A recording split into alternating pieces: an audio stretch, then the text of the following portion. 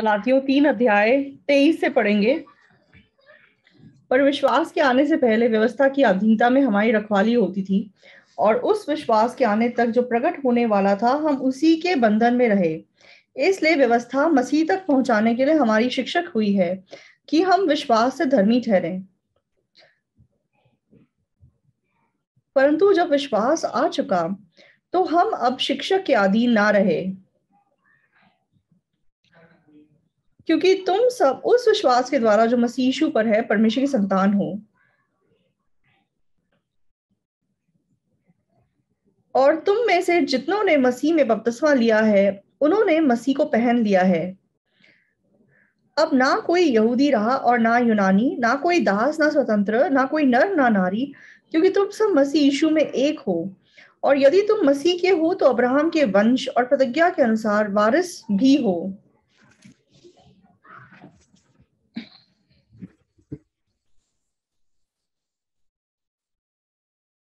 29 तक पढ़ा।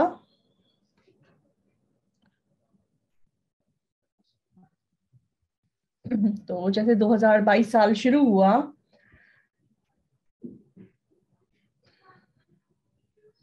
तो हमारे चर्च में हम मत्ती की किताब से बाइबल स्टडी कर रहे हैं। तो सच में गौरायों को भी खिलाने वाला जो परमेश्वर है, क्या वो तुम्हें नहीं खिलाएगा? जो परमेश्वर मतलब घास को पहनाता है, क्या वो तुम्हें नहीं पहनाएगा? उस वचन ने सच में मेरे मन को बहुत आशीष दिया और मेरे मन को सच में आशा से भर दिया। तो जब मैं कोई काम करता हूँ तो मुझे हमेशा लगता है कि मेरे अंदर बहुत कमियां हैं, मैं बहुत कमजोर हूँ।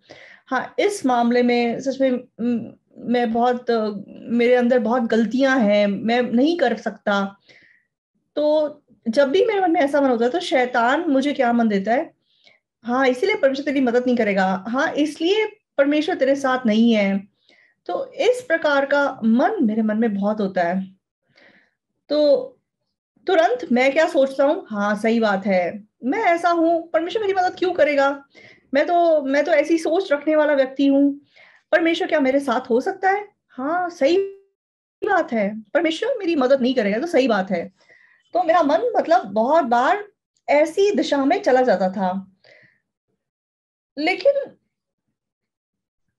मैंने क्यों अपने आप को उस प्रकार की सोच को दे दिया? जब मैंने गहराई से इस बारे में सोच के देखा तो मैंने अपने आत्मिक जीवन में अपनी तुलना जिससे की, मतलब मैंने बहुत ऊंचे विश्वास के जनों से अपनी तुलना की। हाँ, मेरे आसपास जो बाकी सेवक हैं जो विश्वास से इतना काम कर रहे हैं, तो मुझसे ज्यादा बोल्डली जो सुसमाचार के लिए दौड़ रहे हैं, तो मुझसे ज्यादा बेहतर जो परमेश्वर के सेवक हैं या मेंबर्स हैं जो हियाव से सुसमाचार के लिए काम कर रहे हैं, जब मैं उनसे खुद की तुलना करता तो मुझे लगता है कि परमेश्वर मेरी मदद क्यों करेगा, परमेश्वर मेरी मदद नहीं करेगा। लेकिन परमेश्वर का वचन कहता है कि वो हमेशा मेरी मदद करता है। क्यों? क्योंकि परमेश्वर कहता है कि मैं एक चिड़िया को भी खिलाता हूं, तो क्या मैं तुझे नहीं खिलाऊंगा? तो परमेश्वर मतलब चिड़ियों की भी देखरेख करने वाला परमेश्वर है, तो क्या वो मुझे ऐसा बोलेगा कि इमेंचल मैं तेरी मदद नहीं करूंगा? तो बाइबल में बस मेरा नाम नहीं लिखा हुआ, लेकिन असलियत में परमेश्वर मुझे क्या कहना चाहता है? इस दुनिया में जितने मतलब जितने करोड़ों लोग हैं उन सबका नाम अगर बाइबल में लिख दिया होता तो फिर मैं मतलब बाइबल कितनी बड़ी हो जाती। इसलिए सबका नाम चाहे यहाँ पे नहीं लिखा हुआ, लेकिन हमें आसानी से इस बात को समझाने के लिए परमेश्वर ने एक चिड़िया से तुलना करके दिखाया है कि देख मैं चिड़िया को भी खिलाता हूं, मैं उसकी भी देखरेख करता हूं। तो दो गोराया जो एक सिक्के में बिकती हैं, उनमें से एक भी मेरी इजाजत के बिना जमीन पे नहीं गिरती। तो इसलिए अगर मैं उन गोरायों को भी मतलब पाल रहा हूं, अगर मैं उन चिड़ियों को भी देख रहा हूं, तो क्या मैं तुझे मतलब तुझे मदद नहीं करूंगा? क्या मैं तेरे लिए काम नहीं करूंगा? तो मैंने अपने पुत्र को तक तेरे लिए क्रूज पे चढ़ा दिया, तो फिर मैं क्यों तेरी मदद नहीं करूंगा? क्यों मैं तुझे क्यों सब कुछ नहीं दूंगा? तो एक दिन उस वचन को पढ़ते हुए मैंने सोच के देखा, तो मैंने देखा कि मैं इतने लंबे टाइम से कितना गलत सोच रहा था। तो हमारे चर्च में अगर आप आए हैं और अगर आप कहते हैं कि आपने उद्धार पाया है, तो आपकी कमियां, कमजोरियां, आपकी गलतियां, आप क्यों उसके बारे में आराम नहीं करते हैं? क्यों आपको लगता है कि अगर हमारी गलतियां प्रकट होंगी तो कहा जाएगा कि आपके पास विश्वास नहीं है, और आपको लगता है कि अगर आपकी गलतियां, कमी घटियां प्रकट होंगी तो परमेश्वर आपको मदद नहीं करेगा, और आसपास के लोग बोलेंगे कि अरे तू तो यीशु में विश्वास करता है, तू ऐसा कैसे कर सकता है, तू कैसे बोल सकता है कि तूने उद्धार पाया, तू पास्टर होते भी ऐसा कर सकता है? तो मतलब मुझे ऐसा हमेशा ऐसा लगता था कि ऐसी नजरों से लोग मुझे देखेंगे, इसलिए मैं अपने आप में एक सोच में पकड़ा जाता था कि मुझे अच्छा करना पड़ेगा, मुझे सही करना पड़ेगा। तो मैं हमेशा अपनी तुलना किससे करता था? अपने से बेहतर लोगों से, अपने से ऊंचे लोगों से, जो मुझसे ज्यादा अच्छी परिस्थिति में है। ऐसे लोगों से जब मैं अपनी तुलना करता था तो मुझे हमेशा लगता था कि हाँ, मेरे पास विश्वास नहीं है, हाँ मुझे अनुग्रह नहीं मिल सकता, हाँ परमेश्वर मेरे लिए काम नहीं कर सकता, हाँ मेरे जीवन में मुश्किलें, परेशानियां होना, हाँ ये तो स्वाभाविक बात है। लेकिन मुझे पता चला कि ये गलत सोच है। परमेश्वर मुझे बहुमूल्य समझता है, तो परमेश्वर दो चिड़ियों को भी आकाश से ऐसे गिरने नहीं देता। क्या वो हमारी ओर ध्यान नहीं देगा? तो घास जो कि आज है और कल जला दी जाती है, उसको भी मैं पहनाता हूँ। तो वो वचन सचमुच में मुझे बहुत मेरे मन में शांति दे सका। तो इस बार मैं साउथ अमेरिका फेलोशिप करने के लिए गया था, तो बहुत सारे पास्टर्स लाइक बड़े नर्वस थे, क्योंकि हम लोग सुबह सुबह 5 बजे से लगातार संगति करते थे, 5 बजे से 7:30 बजे तक, मतलब फिर खाना खा के फिर 9 बजे से लेके 12:30 बजे, फिर खाना खा के फिर 2 बजे से लेके 6:30 बजे तक, फिर खाना खा के मतलब 7:30 बजे से मतलब रात तक। तो 5 दिन हमने लगातार यही किया। तो जो मिशनरीज थे उनको ऐसा लगता है कि उनको कुछ तो गवाही बांटनी पड़ेगी। उनको क्या गवाही बांटनी पड़ेगी? कुछ विश्वास से भरी हुई, जो कि मतलब लोग सुन के हैरान हो जाए, मतलब ऐसी गवाही वो लोग बांटना चाहते हैं। लेकिन कोरोना की वजह से ना तो वो कहीं बाहर गए हैं, ना तो वो लोगों से मिले हैं, आसपास लोग मर रहे हैं, तो उनका मन कितना मुश्किल में होगा कि क्या गवाही दें हम। तो उनके मन में मतलब एक प्रकार का दबाव था, इसलिए सब चुपचाप बैठे हुए थे। तो उनका एटमॉस्फेयर बिल्कुल जैसे कि कोई फ्यूनरल का घर है, वैसा एटमॉस्फेयर था। तो मैंने ये अपनी गवाही बांटी कि परमेश्वर जो दो गौरायों को भी अपनी मर्जी के बिना नीचे गिरने नहीं देता, जो घास को पहनाता, क्या वो हमारी देखरेख नहीं करेगा? तो ये गवाही सुन के वो सारे पास्टर्स इतने खुश हो सके। तो परमेश्वर क्या चाहता है? तो इस साल से परमेश्वर ने सबसे पहले मुझे बहुत खुश बनाया। तो आज मैं हमारे मेंबर्स को, जब मैं प्रचार करने के बारे में सोच रहा था, तो मतलब मैं बहुत खुश हुआ प्रचार की तैयारी करते हुए, और बहुत मेरे मन में धन्यवादी मना सका। तो कल दिन में पास्टर पार्क ने ग्लोबल कैंप में जो प्रचार किया, तो पास्टर पार्क का वो सर्मन सुन के मैं सच में बहुत अपने मन में खुशी महसूस कर सका। तो वो खुशी का मन क्योंकि इतना बड़ा था, इसलिए मैं मतलब सर्विस खत्म होने के बाद मैंने पास्टर के साथ थोड़ा फेलोशिप किया। जो मेरे मन में वचन के द्वारा मन आया, परमेश्वर जो मुझे मन दिया। तो कल दिन में और दोपहर में जो आपने वचन सुना, आपको याद है? पहला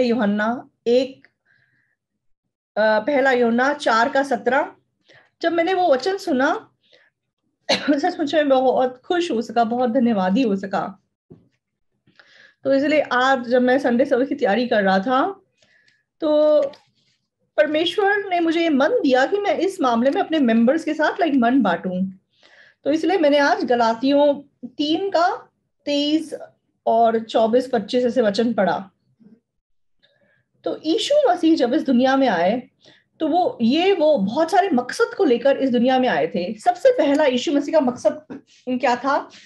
अपने लोगों को उनके पापों से छुड़ाना। तो यीशु मसीह के आने का पहला मकसद हमें हमारे पापों से छुड़ाना है, इसलिए वो इस दुनिया में आया। तो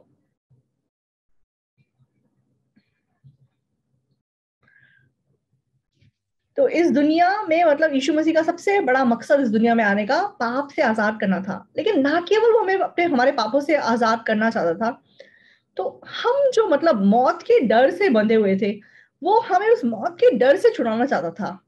तो ना केवल वो हमें पाप से आजादी देना चाहता था, हम और किस चीज से बंधे हुए थे? तो हम अपनी मतलब जान से बंधे हुए होते हैं, मतलब अपने आप से बंधे हुए होते हैं और डरते हैं, मरने से डरते हैं, तो मौत के डर से बंध कर रहते हैं। तो हमारे मतलब मन में सबसे बड़ा डर मौत का डर होता है। अगर अगर ये नहीं हुआ तो क्या होगा, अगर वो नहीं हुआ तो क्या होगा, अगर बर्बाद हो गए तो क्या होगा। तो हमारे मन में ऐसा मन बहुत होता है, तो हम ऐसी चीजों से बंधे हुए होते हैं। तो लोग कोरोना से भी क्यों बनते हैं, यही है। तो कुछ कुछ लोग मुझसे पूछते, पास्टर वैक्सीन लगा के अगर हम मर गए तो क्या होगा? पास्टर वैक्सीनेशन लगाना चाहिए नहीं लगाना चाहिए, वैक्सीन लगवाना चाहिए कि नहीं लगवाना चाहिए, इतना ये सवाल कितने लोगों ने मुझसे पूछा। तो मतलब मैं बहुत हिचकिचा रहा था कि क्या जवाब दूं इनको मैं। तो मतलब कुछ लोगों ने ऐसे सवाल पूछा, आजकल बहुत लोग वैक्सीन लगवा के मर रहे हैं, तो मुझे वैक्सीन लगवाना चाहिए या नहीं लगवाना चाहिए? तो मान लो कि मैं बोल दूं कि लगवा लो, तो वो मर जाए अगर, तो फिर किसकी जिम्मेदारी होगी? मेरी, क्योंकि मैंने बोला कि लगवा लो। और अगर मैं बोल दूं कि मत लगवाओ और उनको कोरोना हो जाए, तो फिर किसकी जिम्मेदारी होगी? फिर मेरी जिम्मेदारी। तो इसलिए जब मैंने सोच के देखा, मैं ऐसे जवाब दूं तो भी मेरी जिम्मेदारी, अगर मैं वैसे जवाब दूं तो भी मेरी जिम्मेदारी। तो मैंने बहुत ही अच्छा सा जवाब निकाला। मैंने कहा, बहन, मैंने तो वैक्सीनेशन लगवा लिया, तो मैंने वैक्सीनेशन लगवा लिया, तो आप अपने विश्वास से देख लो आपको क्या करना है। तो मैंने ऐसे जवाब दे दिया। क्यों? क्योंकि मैं मतलब डायरेक्टली ये भी नहीं बोल सकता कि लगवाओ, और ना मैं ये बोल सकता कि मत लगवाओ, क्योंकि मैंने तो लगवा लिया। मैंने इसलिए लगवा लिया क्योंकि फ्री में दे रहे थे, इसलिए मैंने लगवा लिया। मतलब पुराने जमाने में बुजुर्ग लोग बोलते थे कि मतलब मुफ्त में तो जहर भी खा लेना चाहिए, मतलब इसलिए मुफ्त में इंजेक्शन लग रहा था इसलिए मैंने लगवा लिया। मैंने कहा मतलब मुफ्त में दे रहे तो एक बार एटलीस्ट लगवा के तो देखो कि कैसा है। तो जो मतलब कोरोना का जो इंजेक्शन है, ये लगवाना है या नहीं लगवाना है, तो लोग मतलब मौत के डर से बंधे हुए होते हैं। तो परमेश्वर हमें कहाँ से आजाद करना चाहता है? सबसे पहला वो हमें पाप से आजाद करना चाहता है, और दूसरा वो आपको मतलब मौत के डर से आजाद करना चाहता है। तो शैतान आपको और हमको हमेशा कहाँ बांध के रखता है? मौत से वो हमें बांध के रखता है। हाँ, तुझे अच्छा करना पड़ेगा, तो गलती नहीं करनी पड़ेगी। तो इसलिए आप लोगों को लगता है कि आपकी जो कमियां हैं, गलतियां हैं, वो प्रकट नहीं होनी चाहिए, और इसलिए आप बहुत ही बंद कर अपना जीवन जीते हैं। लेकिन यीशु मसीह हमें मौत से छुड़ाना चाहता था। हाँ, ये नहीं हो सकता, ये मैं नहीं कर सकता, ये है नहीं मेरे पास। तो वो कैसे हमें मौत से छुड़ा सका? तो हम क्यों मतलब मौत के डर से बंद कर अपना जीवन जीते हैं? क्योंकि हम यहां से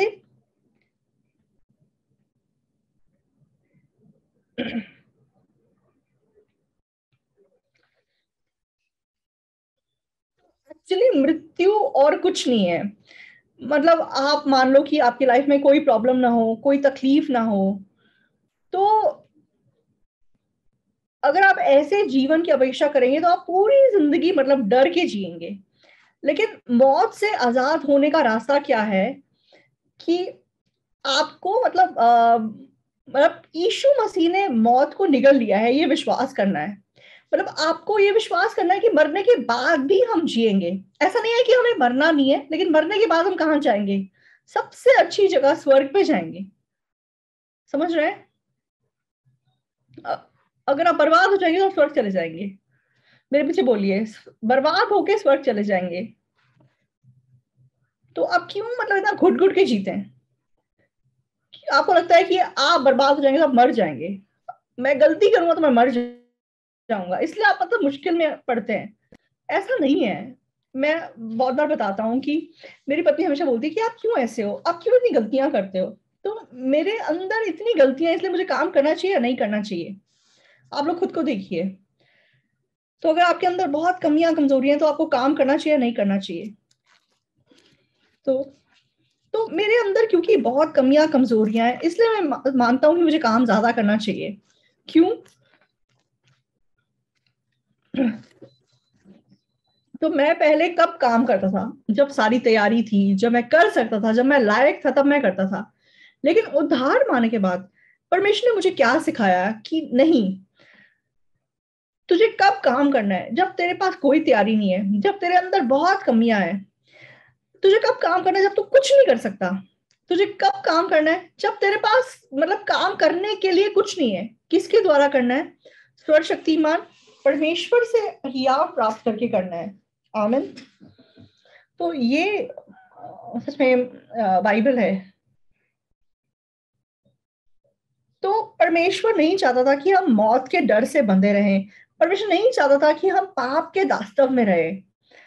तो इसीलिए परमेश्वर ने यीशु मसीह को इस दुनिया में भेजा।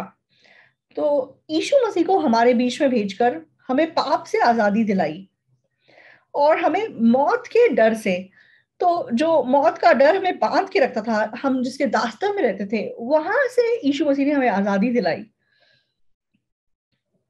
तो दूसरा शमूएल 9 में हम मफीबोशेत को देखते हैं। तो मफीबोशेत पूरी जिंदगी अपने आप से बंधकर अपना जीवन जी रहा था। तो वह शाऊल का पोता था और योनातान का बेटा था। लेकिन दाऊद जब इजराइल का राजा बना, तब मफीबोशेत भाग गया।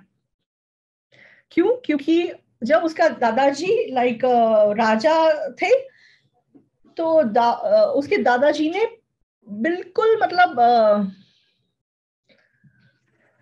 जैसे कि कोई एक शेर एक हिरन के पीछे पड़ जाता है, वैसे उसका दादा मतलब दाऊद के पीछे पड़ा हुआ था, उसके पीछे पड़ा हुआ था कि उसे मार डाले। तो इसीलिए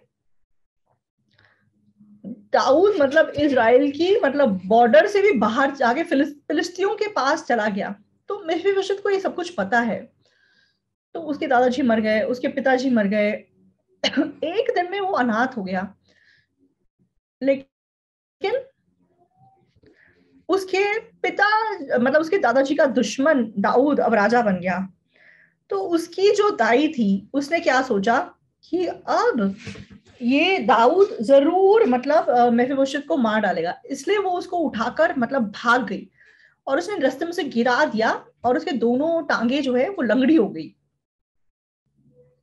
तो एक तो वो दुश्मन का बेटा है और ऊपर से वो लंगड़ा है।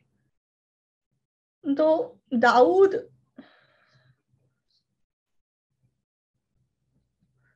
दाऊद जब शियोन के नगर को मतलब कब्जा करने वाला था, तो यरूशलेम नगर नगर है शियोन नगर, उसको दाऊदपुर भी कहते हैं। तो एक ही शब्द है वो, मतलब एक ही जगह को बोला गया है। तो इस बार मैं इजराइल जाने वाला हूँ, वो जगह देखने वाला हूँ। तो जो यरूशलेम है वो एक ऊंचाई पे है और आपको जो मतलब जो मृत समुद्र है वो उसके नीचे है। इसलिए मतलब यरूशलेम एक बहुत ऊंचे गढ़ पे बना हुआ नगर है और नगर के आसपास मतलब दीवार बनी हुई थी, इसलिए कोई मतलब उसको अंदर कब्जा नहीं कर सकता था उसको। तो दाऊद जब उनके ऊपर हमला कर रहा था, तो उस गढ़ के लोग दाऊद को देखकर क्या बोलते हैं, दाऊद तुम हमारे ऊपर हमला कर रहे हो, हमारे लंगड़े और अंधे भी तुमसे लड़ाई करके मतलब जीत जाएंगे। तो उन्होंने ये बात बोल के मतलब दाऊद को तुच्छ माना था, इसलिए दाऊद को उस बात पे बहुत गुस्सा आया। तो दाऊद मतलब एक पानी का नाला जो उस नगर से नीचे आता था, वो उस पानी के नाले के रास्ते से गया और उसने उस नगर पे कब्जा किया। तो मतलब वो जो बात उस नगर के लोगों ने बोली थी कि हमारे नगर के मतलब अंधे और लंगड़े भी मतलब तुम्हें जीत जाएंगे, तो उस बात से दाऊद को तुच्छ माना गया था। इसलिए तब से मतलब दाऊद ने कानून बनाया था कि इस नगर में अंधे और लंगड़े नहीं आएंगे। तो मतलब क्योंकि वो मतलब घृणा करता था अंधों से और लंगड़ों से। लेकिन मेफीबोशेत क्या है? मेफीबोशेत लंगड़ा है। लेकिन दाऊद जैसे ही राजा बनता है, वो योनातान को जो उसने वादा दिया है, वो वादा उसको याद आता है। तो मेफीबोशेत जैसे ही दाऊद राजा बनता है, उसे वादा नहीं पता है, इसलिए उसे क्या याद आता है, उसे बस अपनी मौत की खबर याद आती है। हाँ, मैं तो लंगड़ा हूं, मैं तो शाऊल का पोता हूं, मुझे तो दाऊद अगर देखेगा तो मार ही डालेगा। वो इस पक्की सोच में फंसा हुआ था। तो आप लोग जब परमेश्वर के सामने खड़े होते हैं, चर्च के सामने खड़े होते हैं, या फिर सुसमाचार करने की कोशिश करते हैं, या परमेश्वर की सेवा करने की कोशिश करते हैं, आत्मिक जीवन जीते हैं, तो आपके मन में पहली सोच क्या आती है? क्या परमेश्वर का वादा, परमेश्वर का मन आपके मन में सबसे पहले उत्पन्न होता है, या फिर मेफिबोशेत की तरह अपनी कमियां कमजोरियां सबसे पहले आपके मन में आती है? हाँ, मैं तो मतलब श्रापित ही हो सकता हूँ। तो अगर आप ऐसा हमेशा सोचेंगे तो बहुत आपका आत्मिक जीवन लाइक मुश्किल में गिर जाएगा। तो दाऊद ने वादे को याद किया और मेफिबोशेत को ढूंढा। उसने कहा कि शाऊल के घर में क्या अभी तक कोई बाकी है? जब उसने ढूंढा तो लोगों ने बोला शाऊल का पोता मेफिबोशेत है। वो कहाँ है? वो लोदबार अमीर के घर में है। तो मतलब वो छिपा हुआ है, तो वो डर रहा है। तो उन्होंने बोला कि लेके आओ। तो जब वो लेके आया तो मेफिबोशेत ने क्या बोला? हे राजा, मुझ जैसे कुत्ते जैसे इंसान की ओर आप कैसी अपने नजरें डाल रहे हैं? तो ये बात सुन के दाऊद को कितना दुख पहुंचा होगा। क्यों? क्योंकि दाऊद और योनातान एक दूसरे को कितना प्यार करते थे, और उसने साफ उसको वादा दिया था कि जैसे मैंने तेरे जान बचाई है, तू भी मेरी संतान के साथ मतलब अनुग्रह से बर्ताव करना। तो जब तू राजा बनेगा तब तू मेरे परिवार को बचाना। तो दोनों के बीच में ये वादा था। तो मान लो अगर मेफिबोशेत ना होता तो दाऊद क्या अपना वादा पूरा कर सकता था? अपना वादा पूरा नहीं कर सकता था। तो परमेश्वर, अगर आप नहीं होते, परमेश्वर अपना वादा पूरा नहीं कर सकता था। आमीन बोलना चाहिए आपको ऐसी बात सुन के। तो चाहे हम कितने भी शारीरिक हैं, हम कितने भी इंसानी हैं, कितने भी हम दुनिया को प्यार करते हैं, लेकिन अगर मैं ना होता तो परमेश्वर क्या करता? तो आप लोग रिएक्ट नहीं कर रहे हैं फिर भी। तो अगर आप लोग ना होते तो परमेश्वर क्या करते? समझ रहे हैं भाई बहनों? ये सच बात है। तो अगर ये बहन ना होती तो परमेश्वर क्या करते? लेकिन आप लोग कभी ऐसा नहीं सोचते। हाँ, मेरे जैसा इंसान, मैं चर्च में हूं या ना हूं, क्या फर्क पड़ता है? तो जब आपके मन में ऐसी सोच आती है तो बोलो कि शैतान मेरे पीछे हो जा। शैतान आपको धोखा दे रहा है। तो आपको लगता है कि मैं अगर चर्च का मतलब मैं अगर काम नहीं करूंगा तो क्या फर्क पड़ जाएगा? मुझसे कितना काम हो जाएगा? मुझसे क्या फर्क पड़ जाएगा? तो आप मतलब समय समय पे ऐसी सोच रखते हो। मैं अगर चर्च में नहीं भी हूं तो क्या फर्क पड़ेगा? मैं अगर चर्च में काम ना भी करूं तो क्या फर्क पड़ेगा? एल्डर लोग भी कभी कभी ऐसी सोच रखते हैं। तो शैतान इस प्रकार से हमें धोखा देता है। ऐसा नहीं है। परमेश्वर आपके बिना अपना वादा पूरा नहीं कर सकता था। तो अगर हम सारे के सारे परमेश्वर विश्वास नहीं करेंगे तो परमेश्वर अकेला क्या करेगा? तो परमेश्वर के लिए हमारा होना जरूरी है। आमीन। आप लोग धोखा मत खाइए। मेरे जैसा कौन मुझे याद करेगा चर्च में? चर्च को मेरा होना या ना होना क्या फर्क पड़ता है? ऐसा नहीं है। क्योंकि आप हैं, इसीलिए ये चर्च चमक रहा है। समझ रहे? तो आप सोच रहे होंगे अचानक से पास्टर ऐसी बातें क्यों बोल रहे हैं? तो ऐसी बेकार की बातें मत सोचिए। तो परमेश्वर के लिए आपका होना जरूरी है, क्योंकि तभी परमेश्वर की इच्छा पूरी हो सकती है। लेकिन शैतान ने मुझे सच में बहुत धोखा दिया। तू तो ऐसा है, तुझे परमेश्वर कैसे मदद करेगा? तू तो ऐसी सोच रखता है। तेरे जैसा व्यक्ति चर्च के लिए क्या कर सकता है? तेरा जाना या ना जाना चर्च को क्या फर्क पड़ता है? तो शैतान हमेशा हमारे मन में ऐसी सोच डालती है। तो जिस प्रकार मेफिबोशेत सोचता था, हाँ मेरा दादा तो मतलब दाऊद का दुश्मन था। तो मेफिबोशेत जब खुद खुद को देखता है, उसका पिता मर गया, दादा भी मर गया, जो कि मतलब उसका लाइक दुश्मन था दाऊद का, और वो लंगड़ा है जिसे दाऊद घृणा करता है। लेकिन दाऊद उसको क्या बोलता है कि मैं तेरे पिता योनातान की वजह से तुझे प्रीति दिखाऊंगा। तब मेफिबोशेत कैसे जवाब देता है? तेरे दास को मतलब मैं मतलब कुत्ते जैसा व्यक्ति हूं, तू मेरे ओर क्यों दृष्टि रखता है? तू मुझे मार भी देगा तो क्या फर्क पड़ेगा? मेरे दादा ने हमेशा तुझे मारने की कोशिश की, तो तू भी मुझे मार डाल। तो दाऊद ऐसी चीज को देखे कितना दुखी होगा। तो दाऊद उसको क्या बताना चाहता है, तेरी वजह से मैं इतनी खुश हूं, अगर तू ना होता तो मैं तेरे पिता को दिए हुए वादे को कैसा पूरा करता। तो आज सुबह जब मैंने दाऊद के मन के बारे में सोचा, सच में मेफीबोशेत है, ये दाऊद के लिए कितनी खुशी की बात है, कितनी धन्यवादी बात है। तो मैं सबसे ज्यादा दुखी कब होता हूँ आप जानते हैं? तो जब कोई भाई बहन बोलते पासा आप मुझे क्यों पसंद नहीं करते, तो मुझे बहुत दुख होता है, क्योंकि असलियत में अगर आप लोग नहीं होंगे तो मैं क्या हूं, मैं कुछ भी नहीं हूं। तो ये बुसान देवन चर्च में अगर आप एक एक कुर्सी पे नहीं बैठेंगे तो मैं किस बात का यहाँ पे पास्टर हूँ, सही है? तो आप शैतान से धोखा मत खाइए। तो आप तो मैं रोज सच में आपके लिए प्रार्थना करता हूँ, आपको याद करता हूँ। लेकिन आपको अगर लगता है कि हाँ पास्टर तो मुझे नापसंद करते हैं, मुझे देखते तो पास्टर नमस्ते भी नहीं बोलते, मेरे आंखें फेर लेते हैं, तो ये बिल्कुल मेरे मन में ऐसा मन कभी भी नहीं है, मैंने कभी ऐसा सोचा भी नहीं है। तो कौन आपके मन में ऐसी बातें डालता है? तो आज सुबह जब मैं ये वचन पढ़ रहा था, जिसमें मैं परमेश्वर के प्रति इतना धन्यवादी मन रख सका, तो मेफीबोशेत के पास जो मतलब बिल्कुल गलत मन है, मैं भी ऐसा मन रखा हुआ था। तो मेफीबोशेत की कोई कमी या घटी दाऊद के लिए प्रॉब्लम नहीं है। दाऊद उसे अपने घर में बुलाता है और उसे राजकुमार के समान बर्ताव करता है, उसे अपनी मेज पे बिठा के खिलाता है। लेकिन जब हम दूसरे शमूएल 19 में देखते हैं, तो जब अबशलोम बगावत करता है और दाऊद के राज को छीन लेता है, तो दाऊद नंगे पैर भाग जाता है। तब बाकी सब कर्मचारी दाऊद के पीछे पीछे चले जाते हैं, लेकिन कौन नहीं जाता है? मेफीबोशेत दाऊद के साथ नहीं जाता, क्योंकि वो लंगड़ा है। तो उसका एक दास था जिसका नाम शीबा था, लेकिन वो शीबा मेफीबोशेत को लेके नहीं गया। वो क्यों इसको लेके नहीं गया?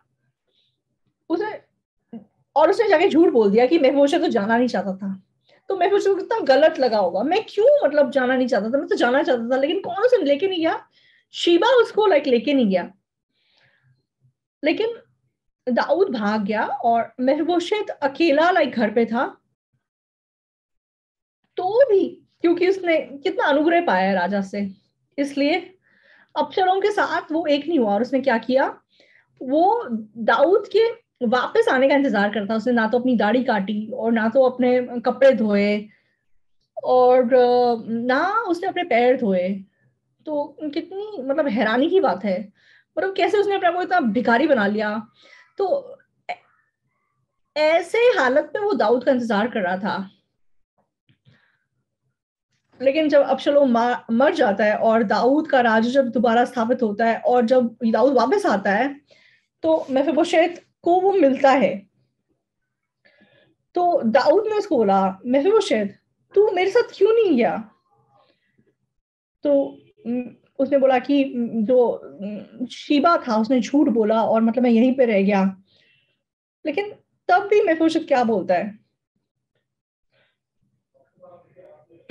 तो दाऊद को क्या जवाब देता है? तो वो फिर बोलता है कि आप मेरे जैसे मरे हुए इंसान की ओर क्यों ध्यान देते हैं? पहले शमूएल 19 में, दूसरे शमूएल 19 में, चाहे उसको मतलब राजा के साथ रहने का अधिकार दे दिया, चाहे उसको अनुग्रह मिल गया, लेकिन वह हमेशा अपने बारे में क्या सोचता है? हाँ मैं तो शाऊल की संतान हूँ, मैं तो दाऊद के शत्रु की संतान हूँ, मैं तो मरने लायक इंसान हूँ। तो चाहे दाऊद का अनुग्रह पाकर वो दाऊद की मेज पर बैठकर खाना खाता था, लेकिन ये मन उसके मन से कभी गायब नहीं हुआ था। इसलिए जब मतलब दाऊद वापस आता है, लेकिन फिर भी उसके मन में वही मन बाकी है। तब दाऊद उसको क्या बोलता है? दाऊद उसको बोलता है कि तुम तू अपनी बात की चर्चा क्यों करता रहता है? मेरे पीछे बोलिए, तू क्यों अपनी बात की चर्चा करता रहता है? तो हम लोग हमेशा परमेश्वर के सामने खड़े होकर अपनी बातों की चर्चा करते हैं, वो परमेश्वर के सामने दुष्ट बात है। तो जो लोग वादे पे विश्वास नहीं करते, क्यों वादे पे विश्वास नहीं करते? क्योंकि वो खुद अपने मन में बहुत बड़े हैं। तो वह सच में मौत के डर से बंध कर क्यों जी रहे? क्योंकि उनके मन में मतलब अपने आप पे विश्वास करने का मन बहुत बड़ा है। तो भाई बहनों के मन में अगर वादा बड़ा होगा, परमेश्वर का वचन बड़ा होगा,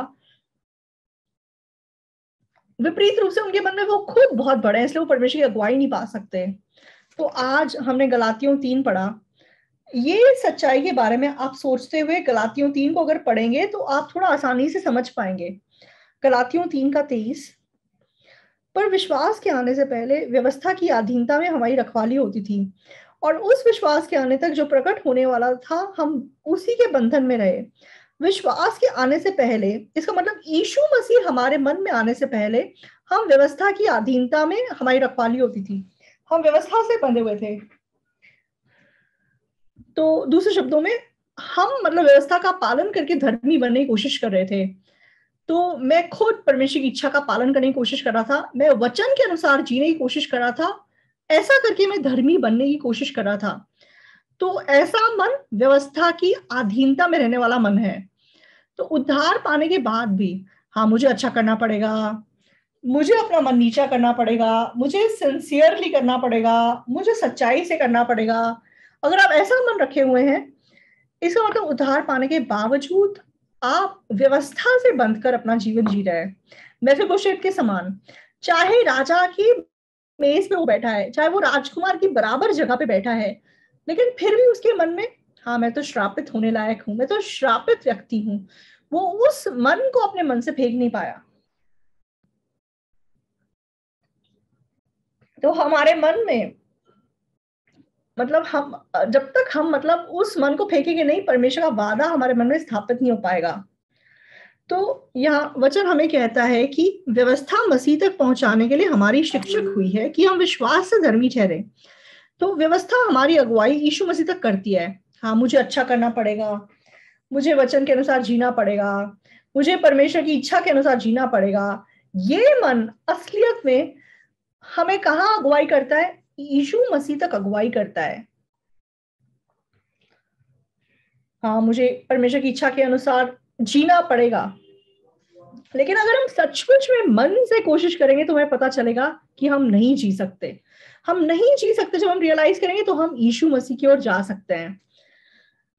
तो हाँ मुझे परमेश्वर की इच्छा के अनुसार जीना पड़ेगा। अगर आप अपने दृढ़ संकल्प और अपनी कोशिशों से कोशिश करेंगे तो आप ये जरूर रियलाइज करेंगे कि मुझसे नहीं होगा, और आपको पता चलेगा कि यीशु मसीह को करना पड़ेगा और यीशु मसीह आप जुड़ सकेंगे।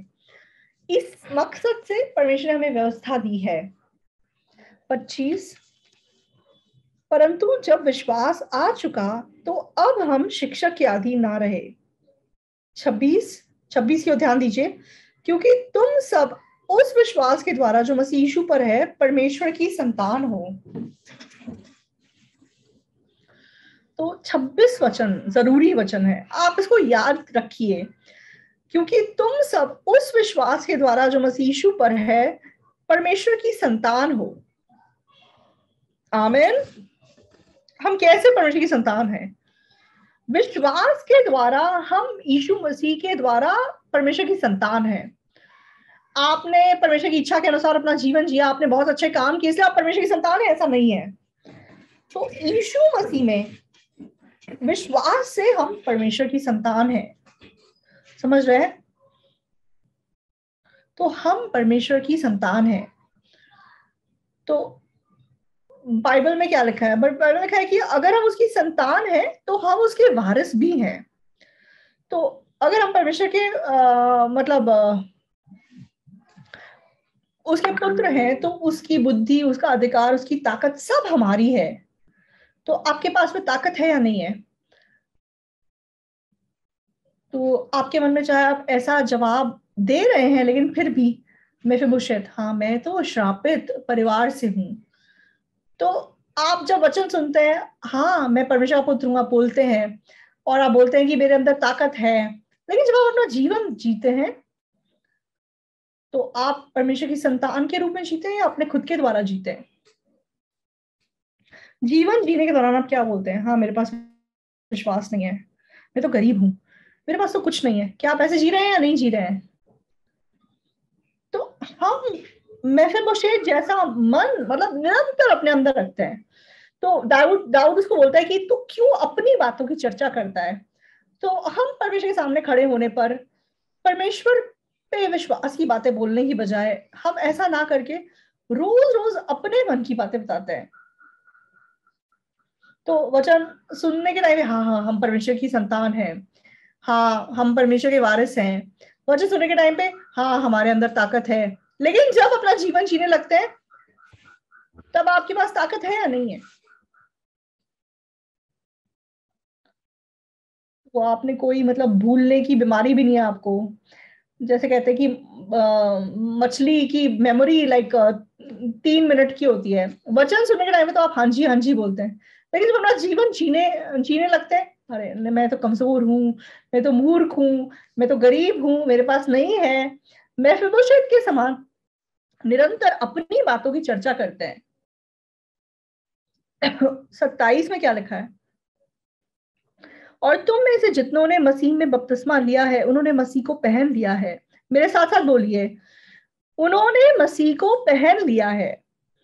तो परमेश्वर ने हमें बताया कि तुम और मसीह एक समान है। अगर तुम्हारे पास विश्वास है तो परमेश्वर ने तुम्हें मसीह पहना दिया है। तो हम और यीशु मसीह में कोई अंतर नहीं है इसका मतलब। लेकिन शैतान हमको धोखा देता है। कैसे धोखा देता है? तू कैसे यीशु मसीह जैसा हो सकता है?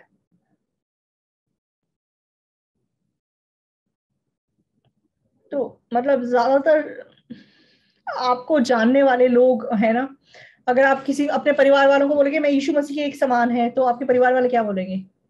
क्या बात कर रहे हो तुम? हाँ, तो हम लोग मतलब तो अपने पति को ये बोलने की बजाय कि हाँ आप सचमुच में मसीह हैं, अच्छा तुम मसीह हो तो तुम ऐसे क्यों जी रहे हो, आप अपने पतियों को ऐसे बोलते हैं। तो हाँ ठीक है, चाहे तुम ऐसे जी रहे हो, लेकिन परमेश्वर ने कहा है कि तुम मसीह हो, तो मतलब जरूर परमेश्वर आपको बदलेगा। ऐसा बोलने वाली बहनें हमारे चर्च की बहनें हैं। लेकिन आप उल्टा क्या बोलते हो? तुमने उद्धार पाया कि नहीं पाया? अगर उद्धार पाया तो ऐसा क्यों जी रहे हो? तो उद्धार को भी आप हिलाने का काम करते हैं। इसका मतलब आप शैतानों के भी शैतान हैं। तो मतलब हम कैसे अपने उद्धार का न्याय खुद से कर सकते हैं? तो अपनी बातों की चर्चा करने की से ज्यादा दुष्ट बात और कुछ नहीं है। तो हम मसीह यीशु में विश्वास से हमने उद्धार पाया है। आमीन। हमारे बीच में कोई भी क्यों ना हो, हम सब सिद्ध हैं। और सच में हमने अपने सिद्ध कामों की वजह से पवित्रता नहीं पाई है। हम सब ने अनुग्रह से, विश्वास से पवित्रता को प्राप्त किया है। लेकिन फिर भी मेफीबोशेत के समान हम रोज किस चीज से बनते हैं? अपने आप से बंध के अपना जीवन जीते हैं। तो मैं बहुत बार ऐसा मन रखता था, तो परमेश्वर ने क्यों मुझे अमेरिका में मेरा मिशन का काम फेल कराया? परमेश्वर ने क्यों मतलब मेरे से मिशनरी का, पास्टर का टाइटल भी एक पॉइंट पे छिनवा लिया और मुझे नौकरी करवाई?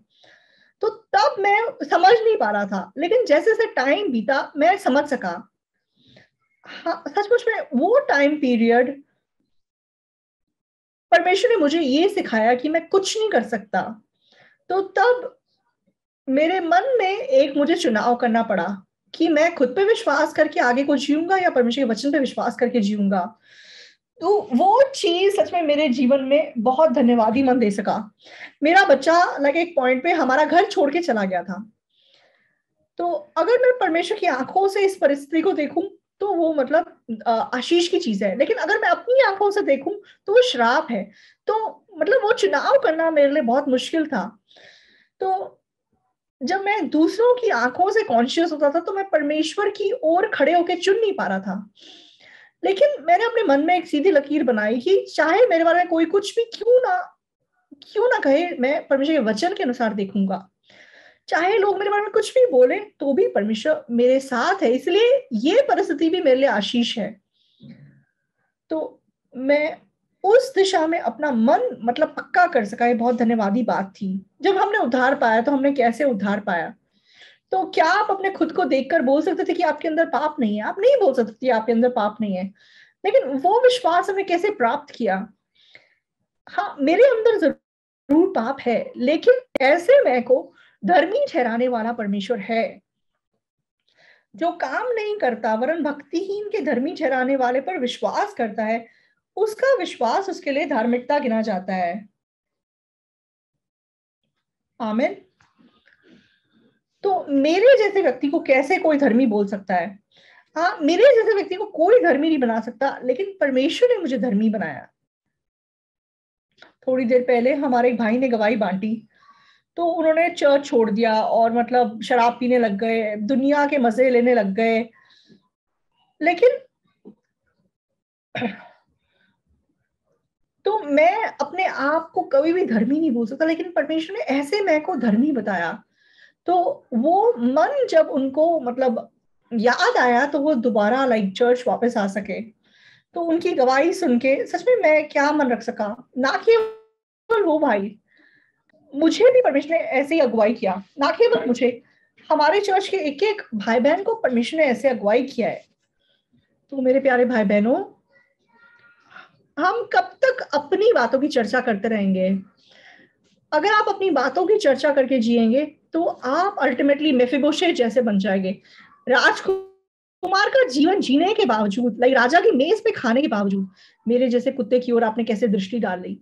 तो हमेशा अपने आप से बंधे रहना, हमेशा मतलब अपनी सोच से बंधे रहना और दाऊद के अनुग्रह का मजा ना लेकर अपना जीवन जीना। तो हम अपनी सोच से आजाद होके अगर राजा की बात पे विश्वास करें, तो हम कितना अच्छा विश्वास में जीवन जी सकेंगे। तो मैंने शुरुआत में पहले यूहन्ना के बारे में आपसे बात की थी। बाइबल के सबसे लास्ट में पहला यूहन्ना 4, पहला यूहन्ना 4:17।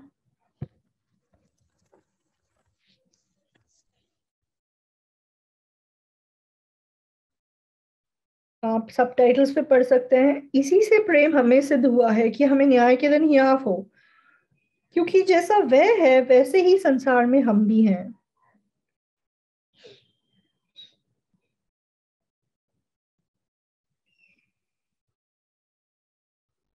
आप लोग ध्यान से देखिए। तो न्याय के दिन हम हियाव रख सकें, हम एक ना एक दिन परमेश्वर के सामने जाएंगे, तो तब हियाव देने के लिए परमेश्वर ने क्या बोला है?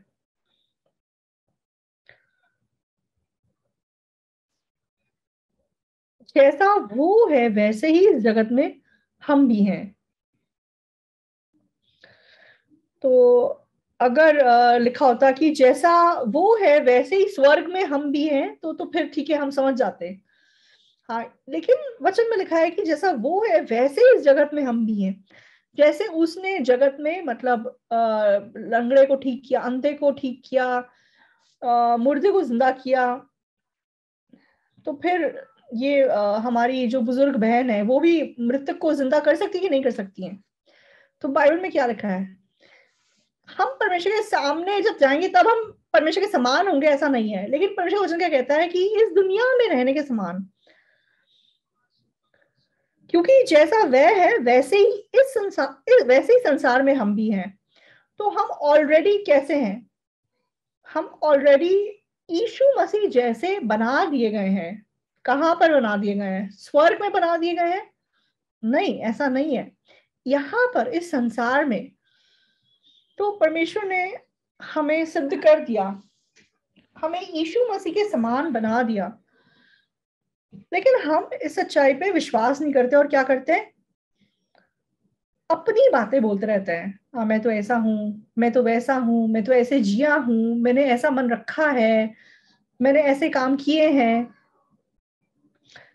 तो जब मैं हमेशा ऐसे जी रहा था, तो मैं बिना विश्वास रखे अपना जीवन जी रहा था।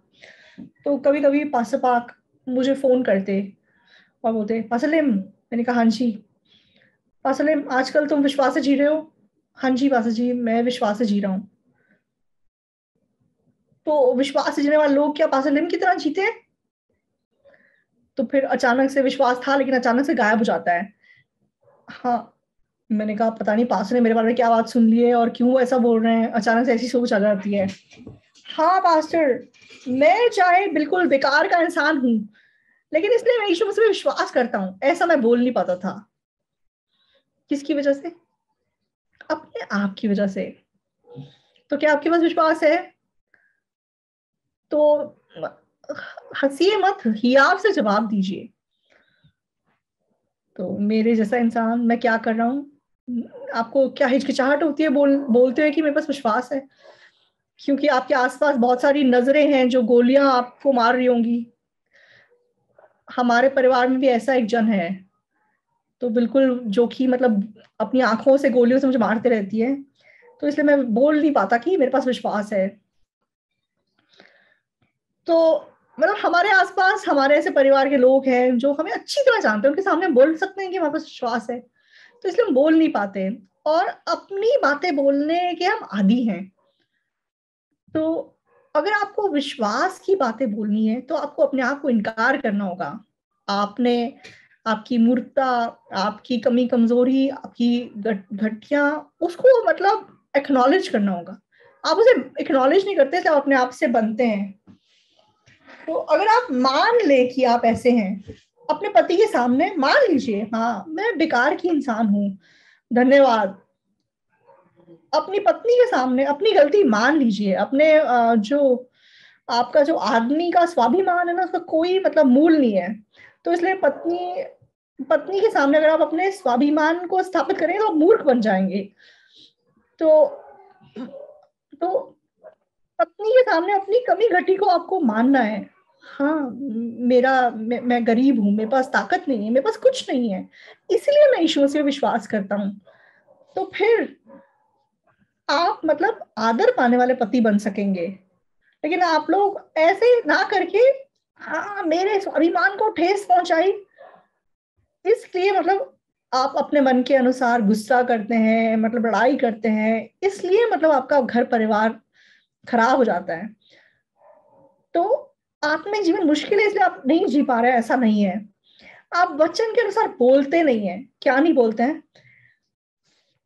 अपने आप पे विश्वास करने का मन आपको विश्वास से बोलने नहीं देता। पहले यूहन्ना 4:17 में लिखा है, क्योंकि जैसा वह है वैसे ही संसार में हम भी हैं। तो हम थोड़ा सा इस वचन के बारे में सोचे तो कितना हम अपने मन में खुश हो सकते हैं। तो इसका मतलब मैंने चाहे मतलब अंधों की आंखें नहीं खोली या लंगड़े को खड़ा नहीं किया, लेकिन फिर भी परमेश्वर ने मुझे क्या कहा है? नहीं, तू भी जैसा यीशु मसीह है वैसा ही तू इस संसार में है। तो हम उस वचन पे विश्वास करके अंधे के सर पे हाथ रख के आप प्रार्थना कीजिए, मरे हुए के सर पे हाथ रख के आप प्रार्थना कीजिए। तो उठाना या ना उठाना हमारा काम नहीं है। परमेश्वर पे विश्वास से जब हम प्रार्थना करेंगे तो परमेश्वर जरूर लाइक काम करेगा। तो हम लंबे टाइम से विश्वास में प्रवेश करने के बावजूद मेफिबोशेत के समान अपना जीवन जिए हैं। तो बहुत मजबूती से मुझे ये महसूस हुआ, परमेश्वर कोई और नहीं, सिर्फ मैं मेफिबोशेत की तरह जिया। तो उद्धार पाके चाहे मैं पास्टर बन गया, लेकिन मैंने क्या मन रखा? हमेशा अपने आप से मैं बंधा रहा। तो जब मैं अपने बारे में एक्नॉलेज नहीं कर पाता, जब मैं मान नहीं पाता कि मैं ऐसा व्यक्ति हूं, तो जब मैं अपने आप की कमी घटी को मान नहीं पाता तो मैं अपने आप से बन जाता हूँ। हाँ ठीक है, मैं कमजोर हूँ, हाँ ठीक है मैं मूर्ख हूँ, हाँ मेरे अंदर बहुत घटिया है, सही है। तो उद्धार पाने के बाद मेरे पास बहुत लाइक कॉम्प्लेक्स था कि मैं पढ़ा लिखा नहीं हूँ। लेकिन पासपाक ने क्या बोला, असलिम तो मैंने क्या तुझे कभी भी चला दो मतलब तुझे गांव वाला बोला है? मैंने क्या तुझे कभी अनपढ़ बोला है? तो तू क्यों इतना कॉन्शियस होके मेरे सामने रहता है? तो मैंने सोचा पासपा को पता नहीं ये सब कैसे पता चल जाता है। तो मतलब उन्होंने एकदम पहचान लिया। तो पास ने बोला तू महान व्यक्ति है, तू डॉक्टर है, तू पीएचडी है। तो ऐसी बातें, तो मेरी माँ, मेरे पिता, मेरे परिवार में कोई ऐसा मेरे से नहीं बोलता। क्यों? क्योंकि मैं अनपढ़ हूँ। हाँ मैं तो अनपढ़ हूँ, मैं ज्यादा पढ़ा लिखा नहीं हूँ। तो लेकिन मुझे महान बोलने वाला केवल परमेश्वर का सेवक था, लेकिन मैंने क्यों विश्वास से उसको स्वीकार नहीं किया? क्योंकि मैंने अपने आप को माना नहीं। हाँ, मैं तुच्छ व्यक्ति हूँ, मैं बेकार व्यक्ति हूँ। तो अगर मैं इसको एक्सेप्ट कर लूं तो मैं किसी के सामने बोल सकता हूँ ना, हाँ मैं तो ऐसा व्यक्ति हूँ। तो फिर मेरी पत्नी क्या बोलेगी? तो मतलब फिर मेरी पत्नी मतलब मेरे मेरे ऊपर उंगली नहीं उठा पाएगी। तो अगर कोई मतलब सड़क के किनारे एक भिखारी को मार रहा है, तो वो भी भिखारी है इसका मतलब, राइट? हाँ, तो सड़क के किनारे कोई भिखारी बैठा होता है, तो क्या उसके पैसे कोई चुराता है? कोई उसके पैसे नहीं चुराता, राइट? तो आत्मिक जीवन भी बिल्कुल सेम है। आप अपने आप से बंध के जी रहे हैं। तो हम जो मौत के डर से बनकर जी रहे थे, परमेश्वर वहां से हमें आजादी दिलाना चाहता था, इसलिए उसने यीशु मसीह को भेजा। तो हमारे सारे पापों को उसने धो दिया और हमें मसीह यीशु में उसने सिद्ध कर दिया। तो ना केवल उसने हमें सिद्ध कर दिया, आप लोगों को परमेश्वर ने अपनी संतान कहा है। आज हमने गलातियों में ये मेन वचन हमने आज ये पढ़ा है, गलातियों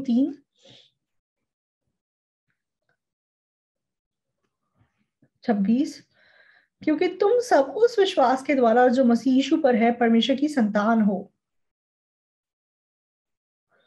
तो क्या आप परमेश्वर की संतान है? तो ये मत बोलो बेटी नहीं लिखा है यहाँ पे, मतलब कोरियन बाइबल में बेटा लिखा हुआ है।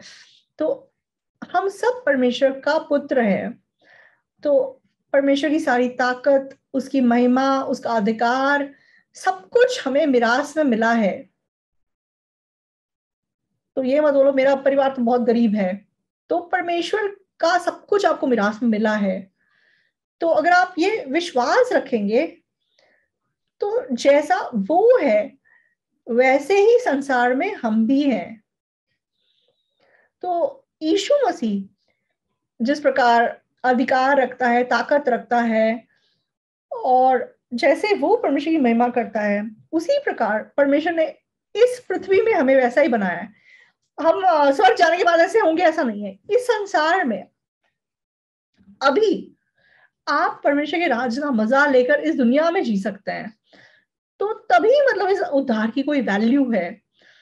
तो इस दुनिया में अगर आप बस मतलब गरीबी में, मुश्किलों में परेशान होके रहेंगे और एक दिन स्वर्ग जाएंगे, ऐसा नहीं है। तो उद्धार पाए हुए लोगों को सिर्फ परमेश्वर का सब कुछ का मजा लेने के लिए विश्वास चाहिए। अगर आप विश्वास नहीं रखेंगे तो आप अपने आप से बंधे रहेंगे उद्धार पाने के बावजूद भी। तो मेफीबोशेत दाऊद के वादे में प्रवेश करने के बाद, राजा की मेज पे खाने के बाद भी वो हमेशा अपने मन में दबाव रख के जी रहा था। तो उद्धार पाने के बाद अगर हम ऐसे जिएंगे, तो ये उद्धार की हमारे लिए क्या मतलब अहमियत रह जाएगी? कुछ लोग उद्धार पाने के बाद ऐसा बोलते हैं, पास्टर उद्धार पाके क्या बदल गया है? तो आप ऐसी बातें अपने मुंह से मत निकालिए। आप क्यों ऐसा बोलते हैं? क्योंकि आप परमेश्वर पे से ज्यादा किस पे विश्वास करते हैं? अपने आप पे विश्वास करते हैं, इसलिए आप ऐसी बातें बोलते हैं। तो अब से अपनी बातें करते हुए हमें शर्म आनी चाहिए और परमेश्वर के वचन के अनुसार हमें बोलना चाहिए। परमेश्वर के वचन के अनुसार हमें कदम आगे बढ़ाना है। और परमेश्वर के वचन के अनुसार जब आप बोलना शुरू करेंगे, तो परमेश्वर आपके द्वारा अद्भुत कार्य करेगा। तो ये सच्चाई मैंने पास्टर के द्वारा सीखी, जिसने हमारी अगुवाई की। मेरे जैसे व्यक्ति के द्वारा भी जब मैंने परमेश्वर के वचन के अनुसार कदम आगे बढ़ाया, तो जरूर परमेश्वर ने मेरी मदद करी। तो मेरे जैसे व्यक्ति की परमेश्वर ने सहायता करी। तो मैंने अपने मतलब एक भांजी की भतीजी की गवाही बहुत बताई आपको, जिसको कैंसर था और वो ठीक हो गई। तो उसकी दीदी की थोड़े समय पहले शादी हुई, तो मैं बहुत धन्यवादी था। तो सच में परमेश्वर मेरे जैसा व्यक्ति मेरे जैसा व्यक्ति, मैं कौन हूँ? मतलब मेरी भतीजी जो मरने वाली थी, परमेश्वर से बचा लिया। तो उसके पिताजी, जब मैंने उसको मतलब बोला था कि तू ठीक हो जाएगी, उसके पिताजी मुझे गाली दे रहे थे कि मतलब तेरे से क्यों, मतलब तू बेकार की आशा मेरी बेटी को दे रहा है। तो तो तो मैं, मेरे मन में तब भी एक्चुअली थोड़ी हिचकिचाहट है। हाँ, 5 बार प्रेयर करेंगे तो शायद ठीक हो जाएगी, लेकिन मेरी प्रेयर से ठीक होगी? तो आप लोग भी कभी ऐसा सोचते हैं? तो मैंने ऐसी सोच बहुत बार रखी है, लेकिन बाइबल में ऐसा नहीं लिखा हुआ है। बाइबल में लिखा है कि जैसा वो है वैसे ही इस संसार में हम भी हैं।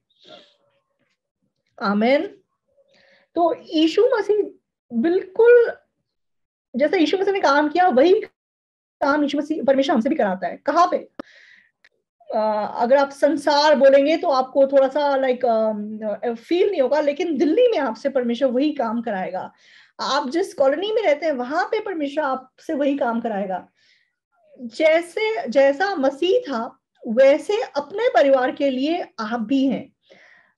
आप विश्वास कीजिए, ये मसीह के लिए सबसे बड़ा आशीष है। तो केवल मसीह ऐसा बोल सकता है। दुनिया का कोई व्यक्ति जो मसीह पे विश्वास नहीं करता ऐसा नहीं बोल सकता। तो आज सुबह जब मैं बाइबल पढ़ रहा था, मैं सच में बहुत धन्यवादी हो सका। हाँ, सचमुच में। तो यीशु मसीह में परमेश्वर के विश्वास से मैंने उद्धार पाया है। तो फिर मुझे मसीह को पहना दिया गया है। तो मैं क्यों अब तक अपने आप की ओर देख रहा था? ये कितनी दुष्ट बात है। चोरी करना, व्यभिचार करना, खून करने से ज्यादा दुष्ट बात क्या है? अपने आप की ओर देख के जीना और दुष्ट बात है। समझ रहे हैं? तो हमें क्रूस पे चढ़ा दिया गया है। तो आप क्यों क्रूस पे चढ़े हुए खुद को देख रहे हैं? तो क्यों मतलब दाऊद मैं मुझे बोलता है कि तू तू क्यों अपनी बातों की चर्चा मेरे साथ कर रहा है? तो परमेश्वर भी हमारे प्रति वही मन रखते हैं। तो हमारे मेंबर्स, आप लोग अपनी बातें मत बोलिए, अपने बातों की चर्चा मत कीजिए। परमेश्वर जिसने आपको सर्वदा के लिए सिद्ध किया है, परमेश्वर जिसने आपको धर्मी ठहराया है, उस परमेश्वर में विश्वास कीजिए और हियाव से रहिए और अपनी बातें मत बोलिए। तो परमेश्वर के वादे के वचन के अनुसार आप बात कीजिए। प्रभु की बातें बोल के रहें। तो परमेश्वर ने जो काम सच में यीशु मसीह के द्वारा किए, पासपा के द्वारा किए, परमेश्वर सेम काम आपके द्वारा करना चाहता है। तो वो काम सच में परमेश्वर हमारे द्वारा करने का मन रखता है। इसलिए जिस दौरान इस दुनिया में है, एक उद्धार पाए मसीह के समान, आप परमेश्वर की महिमा करके जिए, परमेश्वर को ऊंचा उठाएं, परमेश्वर में घमंड करें। इस प्रकार परमेश्वर ने आपको बना दिया है। तो ये मतलब दुनिया अब ऐसे दौर में है कि कभी भी मसीह आ जाएगा। तो मसीह का आना मतलब बहुत नजदीक है, ये बहुत स्पष्ट है। क्योंकि जब प्रभु आने वाला होगा तब मतलब बीमारियां और युद्ध और अकाल मतलब ये पड़ेंगे, ऐसा वचन में लिखा हुआ है। तो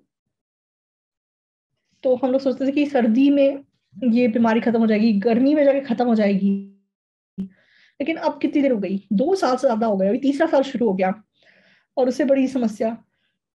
अब ऐसा हो गया कि ठीक है, इसके साथ साथ रहेंगे। तो आगे इससे बड़ा वायरस अगर आ गया तो फिर इस दुनिया का क्या होगा? कोई भी मतलब कोई गारंटी नहीं है कि आगे क्या हो जाएगा। और हम लोग मतलब तो हम लोगों ने कभी नहीं सोचा था कि युद्ध होगा, लेकिन हमारे पड़ोस में अब युद्ध शुरू हो गया। तो किसी को नहीं पता कि आगे क्या होने वाला है। तो वो युद्ध, तो आर्मेगेडोन युद्ध के बारे में मतलब बाइबल में लिखा हुआ है, जो कि बगदीदो में इजराइल में होगी। तब जब वो युद्ध होगा तो पृथ्वी का अंत हो जाएगा। तो सुसमाचार प्रचार करने का टाइम बहुत ज्यादा नहीं बचा है। तो पास्टर मतलब ऐतिहासिक घटना है हमारे मिशन की कि पास्टर इजराइल में बाइबल सभा के लिए जा रहे हैं मार्च में। हमने कभी नहीं सोचा कि ऐसा होगा। तो परमेश्वर ने हमारे लिए मार्ग खोला। तो ये ना केवल धन्यवाद देने की बात है एक्चुअली, तो हमें याद रखना है कि यीशु मसीह के आने का समय नजदीक आ गया है। तो जब हम इस बारे में सोचते हैं तो हमारा पड़ोस, हमारे रिश्तेदार, हमारे परिवार वाले, कितने लोगों को हमें सुसमाचार प्रचार करना है, तो कितना कम टाइम है हमारे पास। तो सच में मेरे मन में ऐसा मन आया कि प्रभु प्लीज हमें और थोड़ा टाइम दीजिए। तो आप लोग प्रार्थना कीजिए कि हम परमेश्वर की इच्छा के सामने अपने आप की बातें ना करते हुए, अपनी चर्चा ना करते हुए मूर्ख जीवन ना जिए, परमेश्वर के वादे के वचन को अपने मुंह से हम निकाल सकें और विश्वास का जीवन जी सकें। तो जैसा वो है वैसे ही इस संसार में हम भी हैं। तो अगर हम उस प्रकार से अपना जीवन जिएंगे तो ये उद्धार जो परमेश्वर ने हमें दिया है, हम उसकी कीमत को रोज रोज महसूस करके जी सकेंगे। तो हम मेफिबोशेत का जीवन अगर जी रहे हैं तो कितनी दुखी बात है। आगे को आप ऐसे ना जिए, विश्वास की ओर खड़े हों और परमेश्वर के प्रति आप आशीष रख के जीने वाले मेंबर्स बन सके, मैं ऐसी आशा रखता हूँ। तो हम साथ साथ प्रार्थना करेंगे। तो आप लोग अपनी आंखें बंद करके जो वचन आज आपने सुना है आप उसको थोड़ा स्मरण कर सके